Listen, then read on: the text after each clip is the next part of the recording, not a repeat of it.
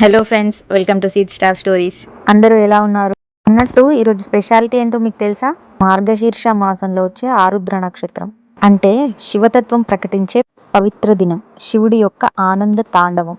అందుకే చాలా మంది ఈరోజు స్పెషల్గా రుద్రాభిషేకం చేస్తారు. సో మేము కూడా మార్నింగే లేచి రెడీ అయ్యి one of the greatest Kakatiya temple అయిన రామప్పకి వెళ్ళాము. ఈ టెంపుల్ మా ఊరు నుంచి 29 కిలోమీటర్స్ వస్తుంది. వరంగల్ నుంచి అయితే 67 కిలోమీటర్స్, హైదరాబాద్ నుంచి అయితే 220 కిలోమీటర్స్ డిస్టెన్స్ లో ఉంటుంది.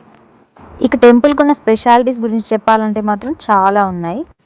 రామప్ప టెంపుల్ ని 12వ శతాబ్దంలో కాకతీయ రాజు గణపతి దేవ నిర్మించారు. టెంపుల్ కన్స్ట్రక్షన్ ని సూపర్వైజ్ చేసిన స్కల్ప్టర్ రామప్ప పేరుతో ఈ టెంపుల్ రామప్ప టెంపుల్ గా పిలువబడుతుంది. ఈ టెంపుల్ కన్స్ట్రక్షన్ కి యూజ్ చేసిన ప్రతి ఇటుక వాటర్ మీద ఫ్లోట్ అవుతుంది. ఇక ఆర్కిటెక్చర్ గురించి మాట్లాడితే ఒక అడ్వాన్స్డ్ ఇంజనీరింగ్ టెక్నిక్స్ కనిపిస్తాయి.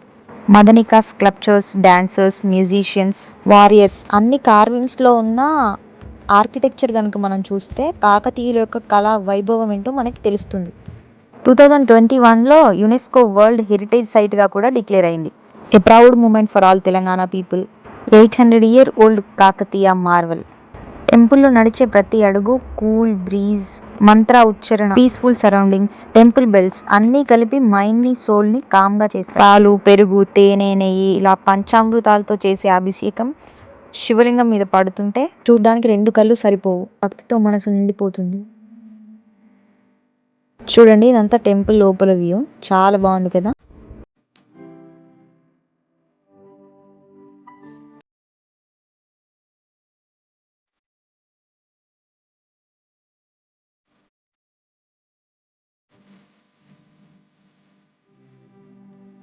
ఇది గర్భగుడిలో ఉన్న మన శివయ్య. టెంపుల్ లోపల ఫొటోస్, వీడియోస్ తీయడానికి మాత్రం అలో ఉండదు, కానీ నేను వాళ్ళని రిక్వెస్ట్ చేసి తీశాను. ఇన్సైడ్ పిల్లర్స్ మీద డాన్సింగ్ ఫిగర్స్, కార్వింగ్స్, ప్రతి ఒక్క పిల్లర్ మీద చిన్న చిన్న కార్వింగ్స్ ఉంటాయి చూడండి. ఒక్కొక్క కార్వింగ్కి ఒక్కొక్క స్టోరీ ఉంటుంది. చూడండి, టెంపుల్ రూఫ్కి యూజ్ చేసిన బ్రిక్స్ అన్ని వాటర్ మీద ఫ్లోట్ అయ్యే బ్రిక్స్. ఇవి యూజ్ చేయడం వల్ల ఏంటంటే ఎంటైర్ స్ట్రక్చర్ యొక్క వెయిట్ రెడ్యూస్ అవుద్ది, బట్ స్టెబిలిటీ అనేది ఇంక్రీజ్ అవుద్ది అనమాట. టెంపుల్ అనేది ఎర్త్క్వేక్ రెసిస్టెంట్ కూడా, అంటే ఎలాంటి భూకంపాలు లాంటివి వచ్చినా కానీ టెంపుల్కి ఏం కాదు.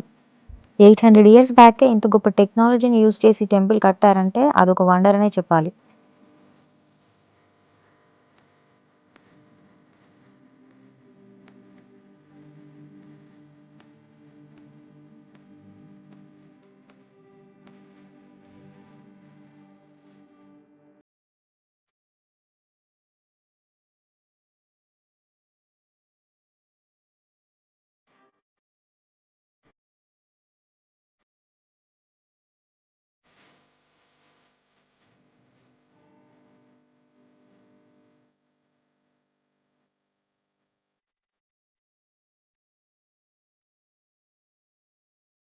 ఎంట్రన్స్ లో అటు ఇటు ఈ ఎలిఫెంట్స్ అనేవి హైలైట్. కానీ 14th centuryలో కాకతీయ కింగ్డమ్ అనేది సివియర్ అటాక్ కి గురైంది. శత్రువులు కాకతీయుల యొక్క రాజ్యంతో పాటు వాళ్ళు నిర్మించుకున్న గుళ్ళని కూడా ధ్వంసం చేశారు. ఎన్నో యుద్ధాలు, భూకంపాలు లాంటివి ఎదుర్కొన్నా కూడా రామప్ప టెంపుల్ ఇంకా అలాగే స్ట్రాంగ్ గా ఉంది. That is the power of Kakatiya Kingdom.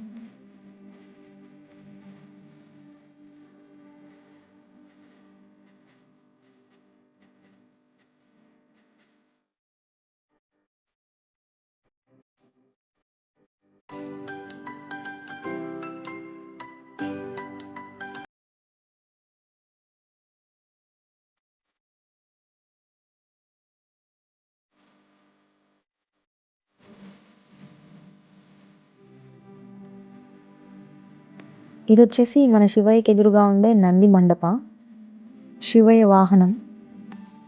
చూడండి, ఇక్కడ నందికి స్క్లబ్ చేసిన features muscular body, realistic ice, smooth and soft surface finishing.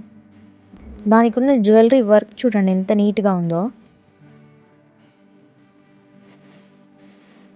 ఎన్నోసార్లు మేము రామప్ప టెంపుల్కి వెళ్ళాం, కానీ ఇక్కడ ఒక స్పెషల్ చెట్టు ఉందని మాత్రం మాకు తెలియదండి. ఆ స్పెషల్ ట్రీ ఇదేనండి, నాగలింగం చెట్టు.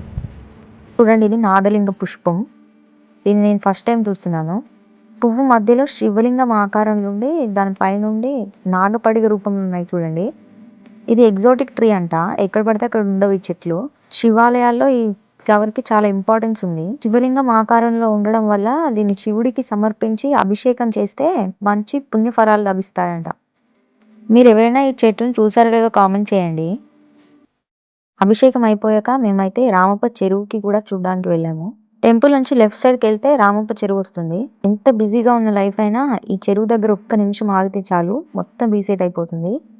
చుట్టుపక్కల ఉన్న అన్ని విలేజెస్కి అగ్రికల్చర్ కోసం ఈ వాటరే యూజ్ అవుతాయి. టెంపుల్కి వచ్చిన వాళ్ళందరూ ఈ సీన్ని చూడడం మాత్రం అస్సలు మిస్ అవ్వద్దు.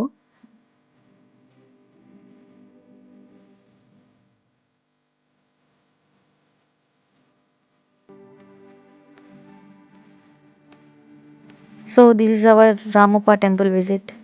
Thank you for watching. మరిన్ని వీడియోస్ కోసం సబ్స్క్రైబ్ చేసుకోండి. See you in next video. Signing off to Seed Staff Stories.